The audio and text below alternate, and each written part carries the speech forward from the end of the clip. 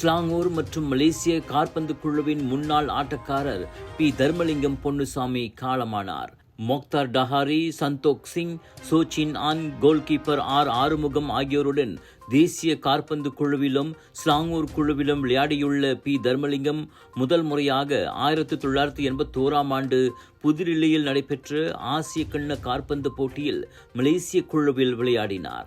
1982ஆம் ஆண்டு மலேசியாவின் அரிமாவ் குழுவிலும் 1985ஆம் ஆண்டு தென்கொரியாவுக்கு எதிரான உலகக்கிண்ண காற்பந்து போட்டிக்கான தேர்வுச் சுற்று ஆட்டத்திலும் அவர் களம் இறங்கினார்.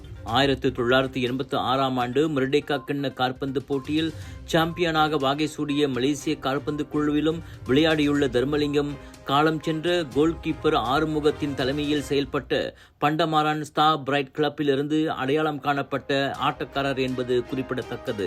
மேலும் 1981ஆம் ஆண்டு முதல் 1992ஆம் ஆண்டு வரை தர்மலிங்கம் ஸ்லாங்கூர் காற்பந்து குழுவிலும் விளையாடியுள்ளார். இந்த காலகட்டத்தில் 3 முறை மலேசிய கிண்ண காற்பந்து போட்டியில் ஸ்லாங்கூர் குழு வெற்றி பெறுவதற்கும் அவர் முக்கிய பங்காற்றியுள்ளார். 64 வயது தர்மலிங்கம் இன்று நண்பகல் 12 மணி அளவில் காலமானதாக அவரது புதல்வர் 33 வயது ஆறுமுகம் தெரிவித்தார்.